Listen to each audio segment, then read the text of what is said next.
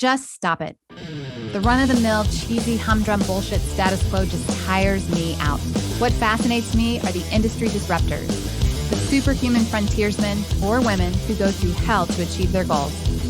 Join me as we meet and learn from those mavericks, rebels, and business leaders that aren't afraid to piss off the establishment in order to make radical change for good.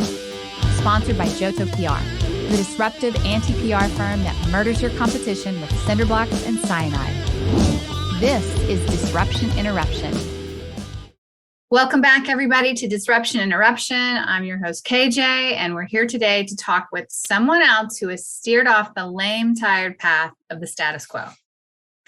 Today's guest has been disrupting for more than 20 years as a senior business executive in leading global organizations.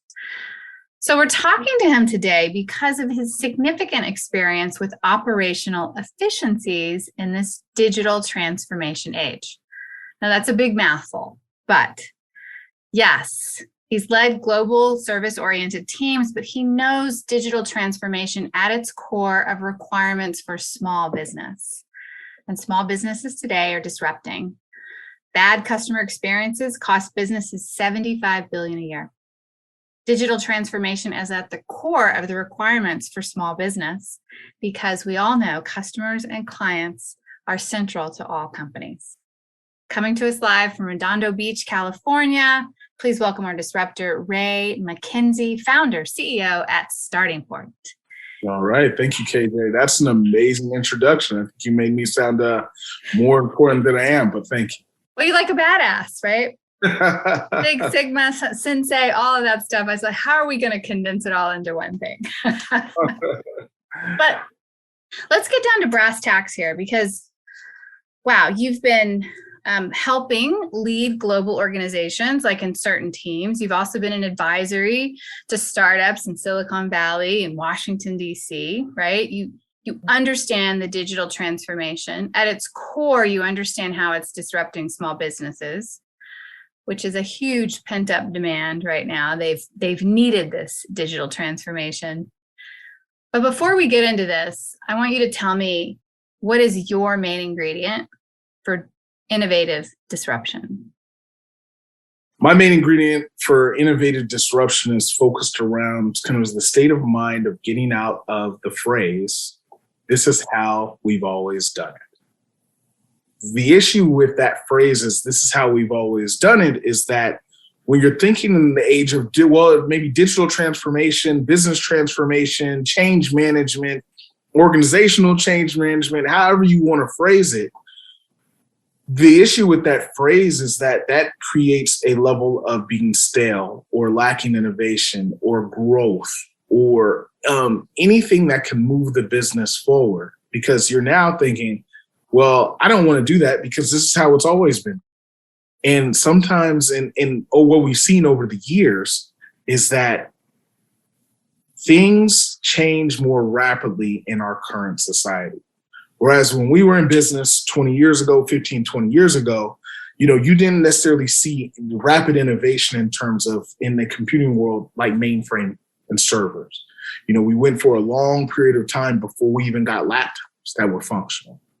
And then as we got laptops, next thing you know, we have tablets. And then next thing you know, from tablets went to just regular phones that we could use. And so now we're starting to see it go from where we saw innovation happen every 5 to 10 years to where, if people said this is how we've always done it, you probably didn't see too much of a change in terms of technology or improvements to how you would do things on a regular basis. But now we live in a world to where things are now changing every 6, 12, 18 months, and it's rapidly changing over and over and over. And so if you say this is how it's always been done, every time you say that, you set yourself back a series of months because technology, innovation, disruption is happening, whether it be in your department with technology, with process and procedure, or even with competition. It's mainly about how can I do things better? And also, am I even open to doing things different and better? And you have to be open to it. And maybe sometimes it doesn't work. Maybe sometimes it is too difficult. If somebody says, hey, this is how we've always done it. Oh, but I've got this initiative that's going to take 2-3 years. for us to put into place is going to make things exponentially better. It's like, okay, well, is it worth the projects? Is it worth the time? We're going to gauge the project, gauge the engagement, and see how it works. But sometimes there's quick fixes that companies can put into place, whether it be technology, whether it be process, whether it be people, whether it be organizational change, whether it be anything of that nature, that they can put in that can improve and innovate their business to catch up and surpass the competition. And that really is a key point that you said right there, catch up and surpass their competition. With technological advancements, we have smaller companies that can really outpace their much larger competitors in many aspects of disruption, right? So it's the aspect of being nimble, but also having the processes and framework in place to not lose your clients and customers with it. Yeah, very true. I mean, you're starting to see a lot of the companies that have grown exponentially in the last 10 years. They're the big fish in the pond, but you're also starting to see these really smaller companies that are 10, 20, 50 employees that are able to move quicker and release product faster and innovate their systems and innovate their teams and strategically go after different areas of the market faster, because they don't have the big rig that's coming down the road that can't move as quickly, it can't move as agile. It may have a ton of different features and functionality, but strategically, they just don't move as agile and nimble enough.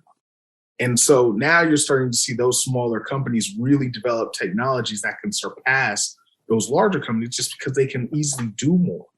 Yes. And whether it be just in the framework of the technology that they've built, or that they're able to kind of shift strategy very quickly, or maybe they have a really sharp, focused, experienced team that could pump out marketing materials faster to go after certain verticals.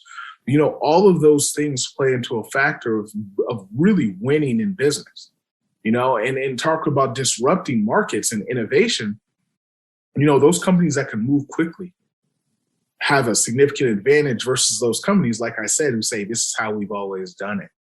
Those companies that say, this is how we've always done it, they struggle with innovation. I've seen it within large companies, to where they may say, hey, we're going to incubate some new ideas, new products, things like that. And it's groups of maybe 5 to 10 key people. But then when those 5 to 10 key people come back into the organization, like, oh, we should do this. We're starting to see the market move here, or we're starting to see customers ask for this. They go back to the big fish, and the big fish is like, oh, slow down. We're not quite ready for that. We're not ready to put resources towards it. And next thing you know, they get passed up. Yeah.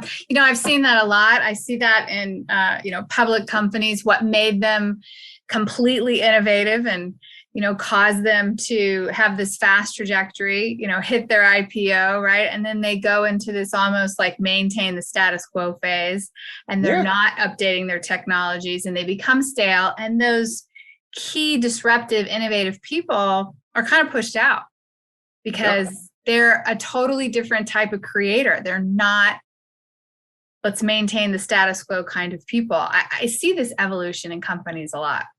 Yes, it happens really, really often. Yeah, it does. More than people think. More than people think is,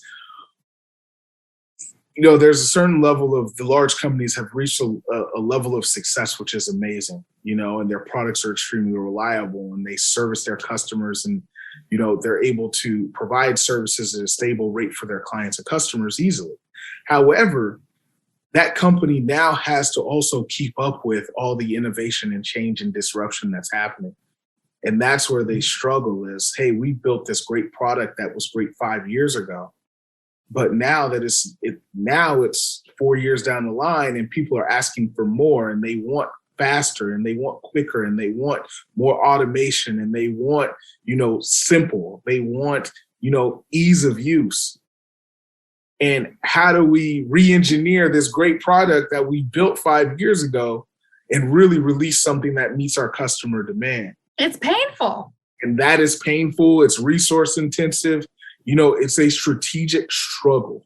It is it's almost like you need a disruptive innovation innovative engine over here in the company that is constantly like, let's look at this and let's, innovate. These companies, they become legacy much faster than they ever did before. Exactly, much faster. I think about it like you can even go, so we'll talk, old car models.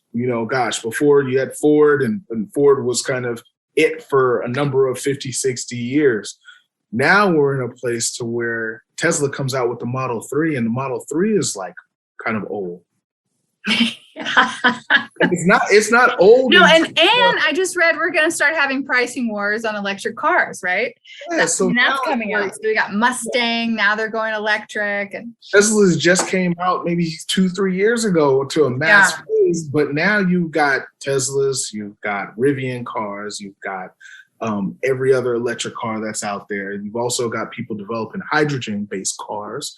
And so now it's like, whereas before it would take 20, 30, 40 years before we reach this innovation, now you're starting to see this happen within like 12, 18 months of what's happening. But that's only a microcosm of everything else.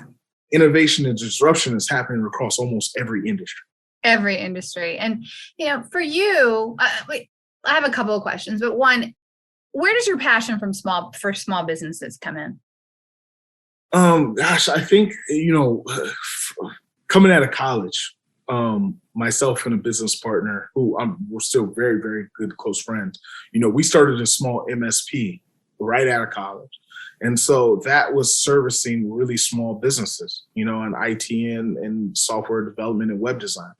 And so, I've always felt that even when I worked with an early stage startup and then worked with these large global public companies and went back to a smaller company, that small businesses have a unique advantage for them, which is they can go in and they can say, let's see if something works and pivot quickly and shift and have some success.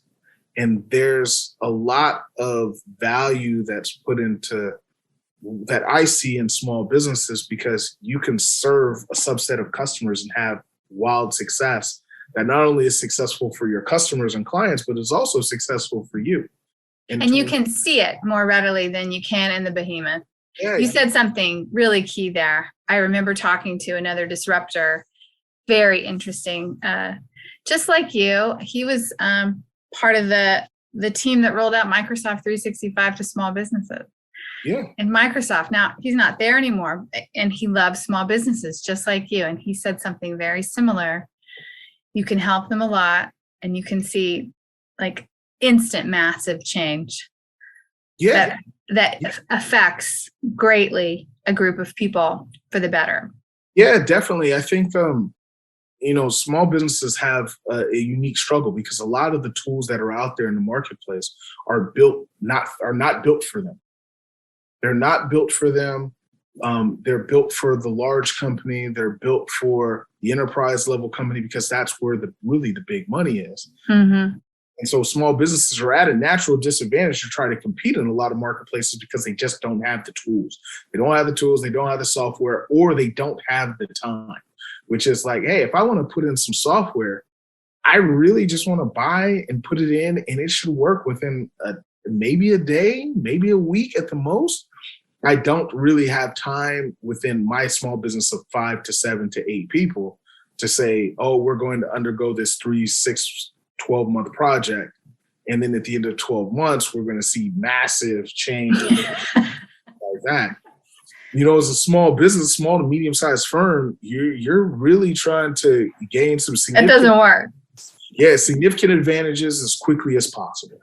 What do you think has been, for you, the biggest catalyst that you can see we've had a lot of pent up demand from small businesses to be able to have these technological advances and digital transformation. But what's changing now, obviously, is the consumer mindset everywhere, right? Every 6 months, things change. 6, 12, super fast. What do you think has been the catalyst for that from your vantage point? I think people are starting to figure out, how can I do more with less? And what's that really look like? I mean, obviously there was a period of time where everybody would just go out and just hire a ton of people and throw people at a problem and say, this is going to fix itself and work itself out. But every 10 years there's a recession and boom, there would be a massive change to brick and mortar because of that. Exactly. And so now people are starting to get ahead of it and say, how can I do more with less, instead of saying, how can I do more with more people? Yeah. Yes, exactly.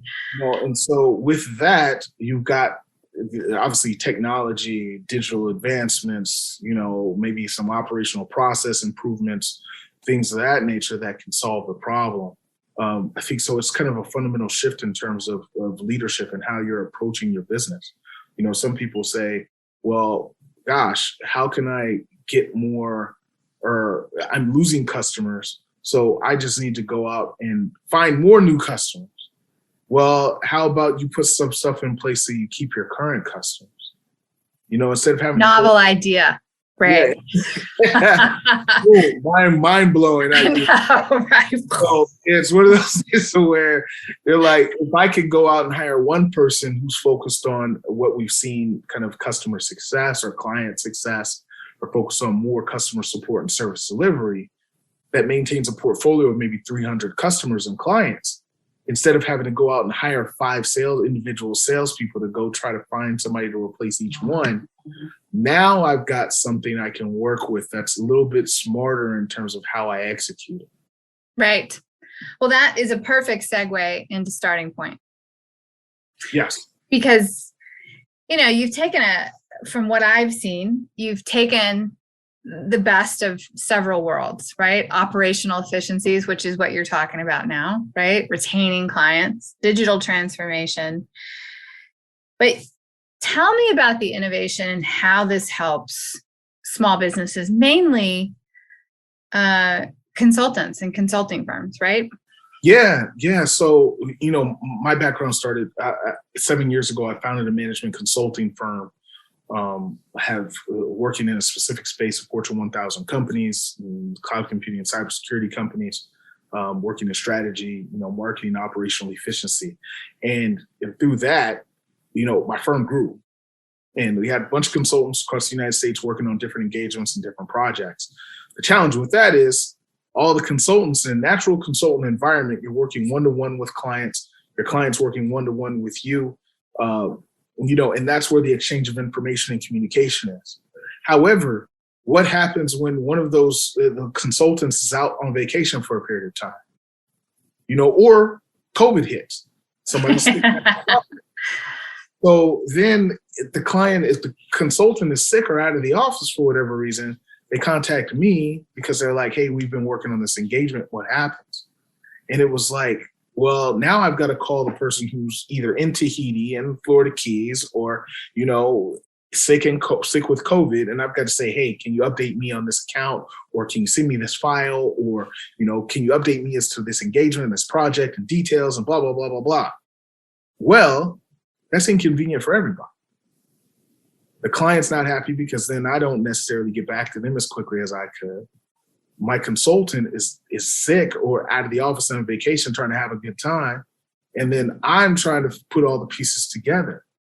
So I said, how can I have a tool for a small firm? My firm is under 10 people, that allows me to be able to see everything, along with my client to see everything and have a way of engagement with us, along with their team members to give them the autonomy to be able to work on projects, manage communication, collect all their files, and do all this securely.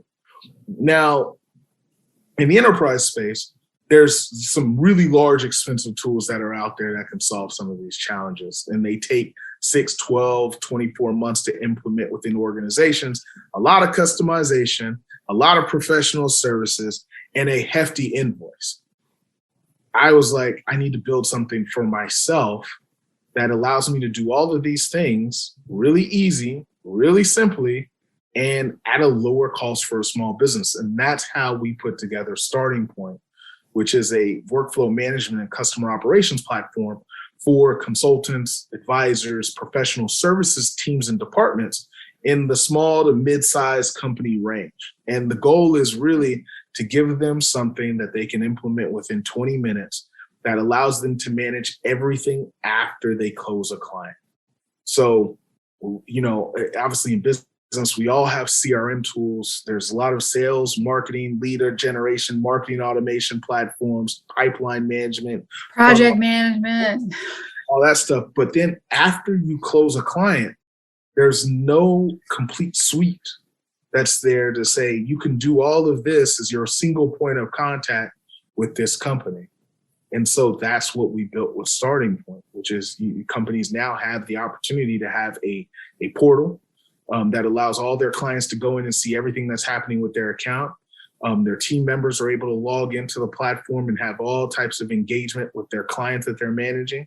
And then executive management is now able to see everything from a services perspective for their business. Like when, within my consulting company, the routine was send us the Friday recap email, consultants, which is, tell me everything you've done this week. Weekly report. Tell me what's going on. Yeah. Reports. Well, now I don't need that anymore because I can log into the platform and see everything that's happened.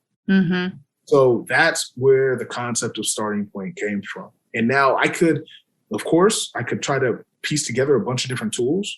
I could spend 3 to 6 months trying to tie API to API and platform to platform and tell people, hey, I'm paying for 5 SaaS subscriptions over here and 7 over here. And I've got files over here and stuff like that. But then I was like, that's inconvenient for everybody. That's not really operational efficiency. Well, isn't that part of the status quo is that when we're going into these digital transformations, the tech stack just keeps increasing, right? And it's like, how many SaaS subscriptions do I have? How many API? Oh, yeah, this one broke. Where's the, Exactly. And nightmare. Now, you start to see some solutions out there that are credit cards that are specifically made to manage SaaS solutions or platforms because you have so much of a tech stack that you don't know how many subscriptions you have over here versus over here. It's true. So it goes from 5 tools to 7 tools to 10 tools to 12 tools, and information is everywhere and data is everywhere. And your clients don't have the ability to see everything that's happening. And so I was just like, how about we just simplify this down from a services perspective so that your clients can just go one place. They can send their questions in. They can see their engagements. They can see their goals as to what they want to do. They can manage all their checklists and tasks. They can upload their files that they want to share securely with you, all in one location so that there's no gap. There's no missing point in the engagement at all with your clients or customers. How does this compare with, anytime someone listens to something new, they compare it with something they know, right? Which may not be anything like it. But as a point of comparison, how does this relate to project management systems? There's a ton of those out there, right? Yeah, there's a ton of project management systems. I think I was on a couple of demos this morning, and every time I'm on a different demo, somebody mentions a different tool. Yeah. So for our advantage over a project management platform is that we also tie in the service management ticketing aspect to it, along with the file storage aspect to it, along with your front end customer portal to it, along with also some workflow automation as well, which is once this happens, this is what's next. Or once this question comes in, it needs to route to this person.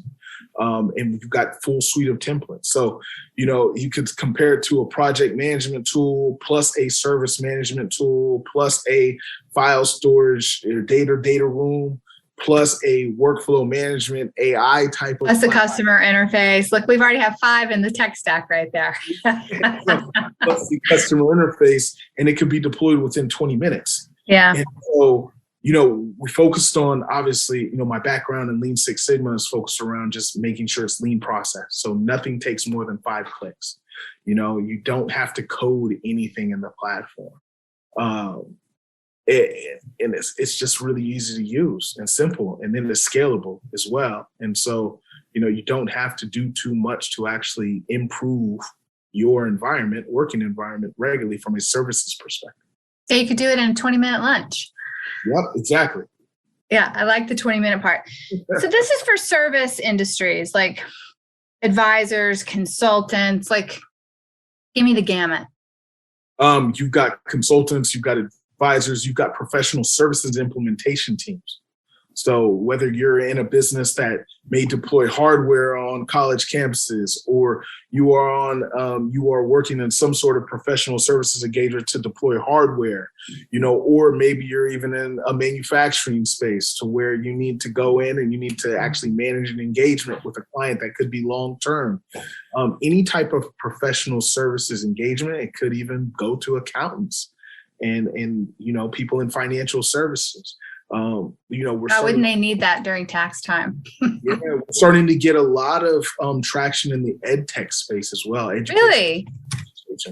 Yeah, because education is one of those industries where they say this is how we've always done things. Yes, well, absolutely, right.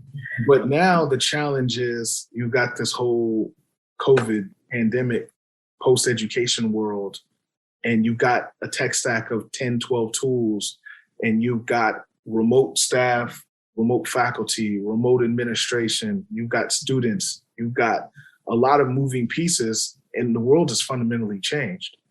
And so how do you communicate? How do you work easier? How do you streamline how you do things on a regular basis or make things easy? And now higher education and schools are starting to look towards that. That's incredible. It's incredible. Why do you do what you do? What's the driving principle, like for you personally, behind this? What's interesting is I didn't plan to do this. You're like most disruptors. I didn't plan to do it. Like, you just woke up one day and you said, "That's freaking it. I'm doing something about this." Like, I was running my consulting firm, and that's a story in itself.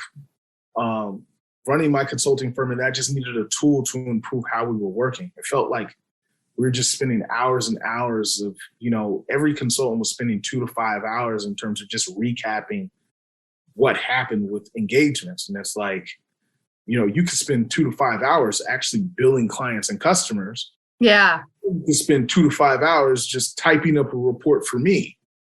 And so I was like, okay, let's build a tool to solve our problem, because I couldn't find anything out there. And then as I started building the tool and scoping it out and all that stuff and kind of being the chief product officer, I started showing it to other people. And as I started showing it to other people, they were like, we could use this. I want that. I want that. I want that. And I'm interested in this. Like, this is something we could use. This is something, I'm interested in it. Or this is something that with a few changes we could use in our product. And I was like, people seem to be interested. And then that's what turned it into StartingPoint, which is, okay, I've got enough interest over here from people who want to use it, who are interested in the product. Let's turn this into a viable product, and let's go out and let's find people who need the product. And why I do what I do, it's just kind of, one, I think it's cool to create things that help people.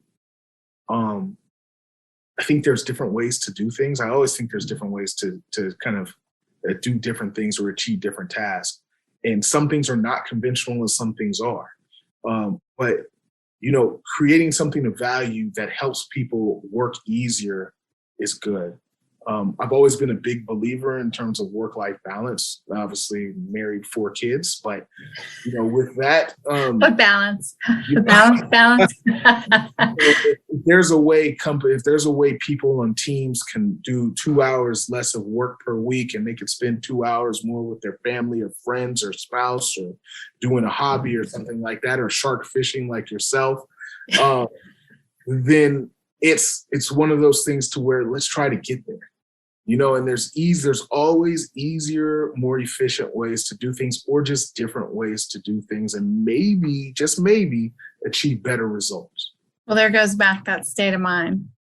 Yeah. But you have a big purpose to help. And I noticed this on your website is that, you allow small businesses to start for free. Yes. Yes. So Why is because I think that's so badass, but I want to know why. the one thing that we found is there's not a lot of comprehensive tools that people can use. Okay, so that's the first thing. First thing is thinking about our use, why we needed to use it, things like that. Is, if you're a really small firm or you're just getting started, and there's a lot of people that are just getting started in this world called, consulting or entrepreneurship and things like that. You don't know what you need, you don't know what you don't know, and you're trying to figure it out. And so, if you're able to get introduced to a tool that helps you kind of enhance, how you work, how you provide services to your customers and clients, the thing that's going to happen over time is your business is going to grow. And so then if we could become an integral tool at that point for you and help you grow and help you have more success, then over time, our business is going to grow as well, and our software is going to be more useful. And that was the premise behind it. Is as an entrepreneur that kind of came in, I had a long corporate career. I jumped and started my firm. I didn't know what I didn't know. I didn't know that I needed certain tools. I didn't know what tools were out there. Obviously being in technology, I knew of some tools, but didn't know of all. And it's like, hey, if I can try something out and it can help me grow my firm from where it's just me or me plus my wife or my assistant or my business partner, then over time, we're going to hire another person, and we're going to hire 2 people, and we're going to hire 5 people and 10 people. And so it's all about just enhancing business growth or, creating more small businesses or giving them some tools to have more success. I love it. I love it. Giving them more tools to have success and creating more small businesses. Yeah. Yeah. Was some statistic, was it 35 million small businesses in the US? Mm-hmm. Is that right? Yeah, I think that's pretty close. Yeah. They're the backbone of our economy. Yeah, and I think, and many are service industries. Like America is a service industry, like that across the boards, right? Built on providing services to people, whether it be accounting, financial services, whether it be, home care services or, services, or even so much now, we've obviously got this economy of digital marketing agencies and social media services and things like that. People are becoming shops of 1 to 2 to 3 to 5 to 10 people. It's just where businesses are going, and businesses are learning how to be multi-million-dollar businesses with under 50 employees. Yeah, it's badass. It's absolutely badass. And I really didn't see America as a service industry until COVID hit. Yeah. And then it was like, oh my gosh, we're a service industry. So many of us were shut down. And here is this digital transformation that we're naturally going to, right? And never going back. People had to learn how to do more with less. It was just overnight. Just March 15th happened. Boom. Boom. You start do more with less, start to figure it out. That was it. And companies also had to adapt too. We've got Fortune 5 companies that had to say, March 15th, the world is now functioning. We've got to go remote with tens of thousands of employees. And that's how, the medium that we're on now, Zoom, is obviously exponentially grown. There's multiple platforms out there that people just had to adapt or adopt because of that instance. And granted, I had always worked remote for, I'd say, a majority of my career. So it wasn't strange for me. It was me either. Hey, just wake up and keep doing what you're doing. Yeah. But for 95% of the world, it was a fundamental change in terms of how are we able to continue to work? Are we able to continue work how we always work? And what do we need to put in place to do that? And so next thing you know, you have these set of tools and technology that companies have to overnight try to adopt.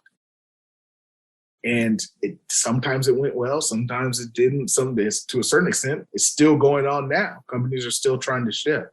But small businesses in that whole story were left behind. Because granted, nobody's really going out there saying, hey, We need to figure out how to work better, work more efficiently in this new time.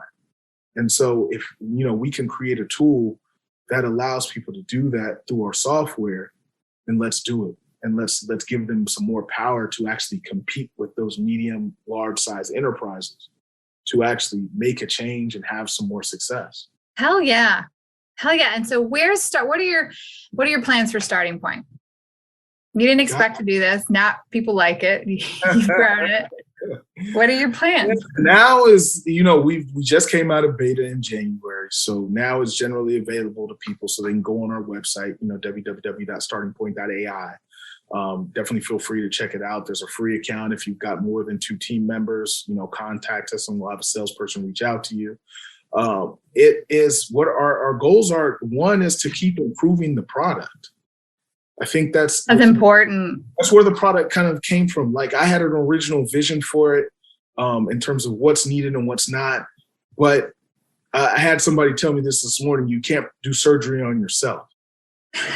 And so, and customer feedback is paramount. So we had a lot of people that used the platform early. They gave us a ton of great feedback. We rolled all that into the product. The product is very robust now, but we're always looking for more product feedback. How can we make it better? How can we innovate? What do people want? What do people need? And so for us, it's growth of the product.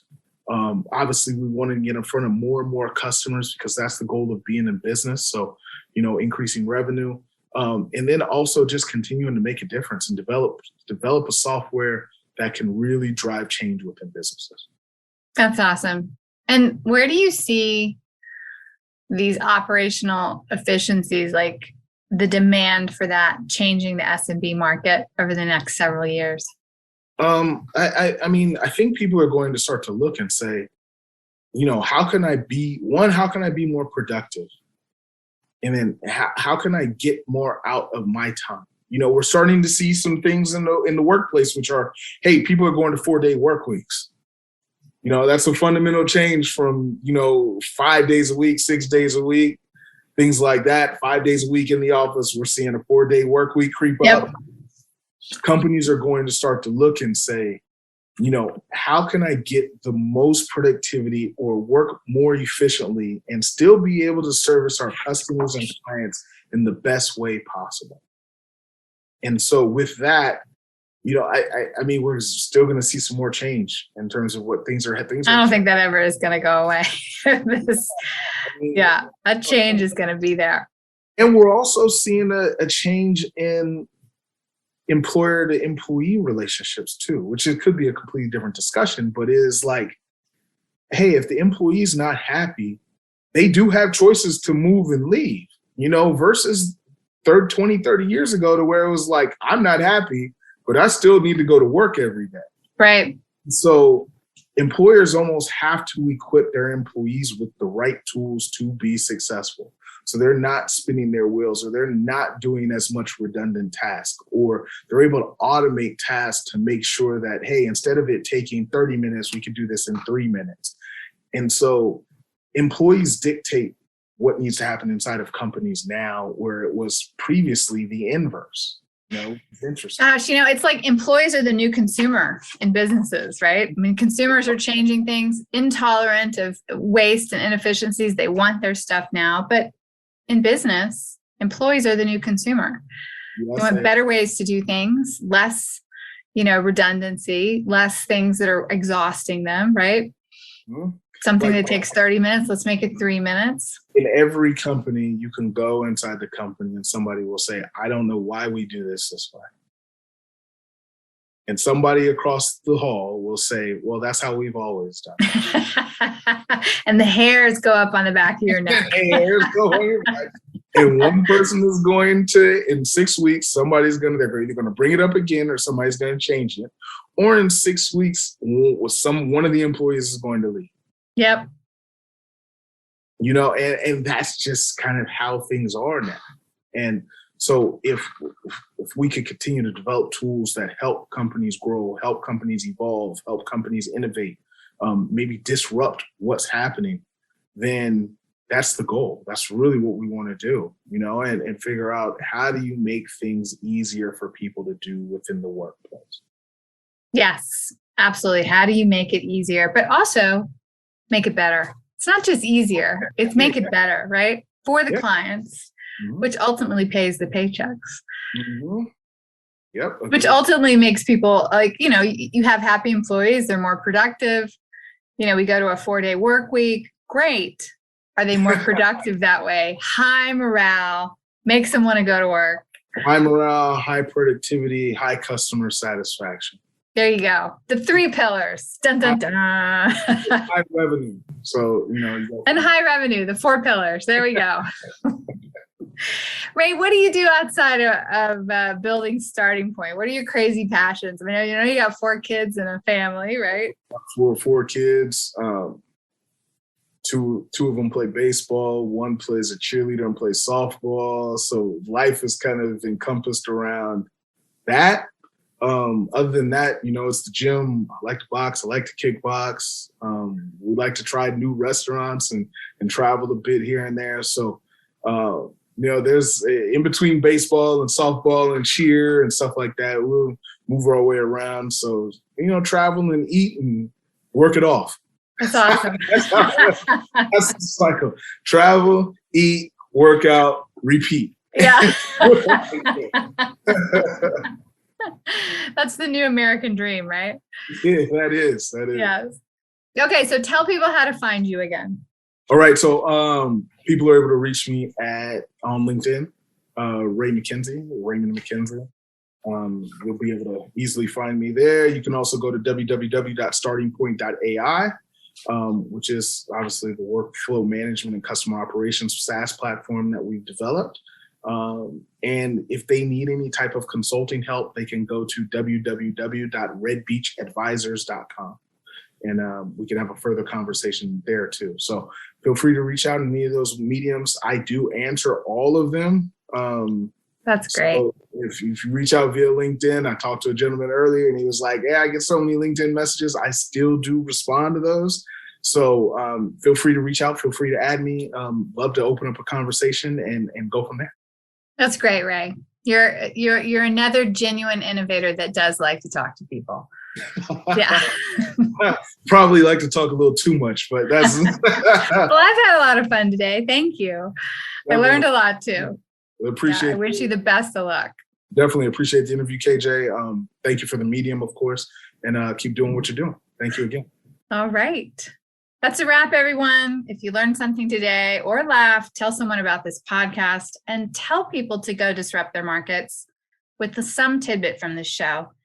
And thank you for listening to Disruption Interruption, where we transform lives, change consumer behavior, alter economics, and never accept the status quo. Ciao for now. Because we live in a highly litigious society, with America being one of the top litigious countries in the world, here's our legal disclaimer. This information is not intended to be a substitute for professional public relations or legal advice. Do not disregard seeking professional, legal, healthcare, or financial advice, or delay seeking professional PR or legal advice because of something you have heard here. Contact an attorney to obtain advice on any particular legal situation or problem. Use of this podcast or our website or any of its social media or email links do not create an agency-client relationship between Johto PR and the user.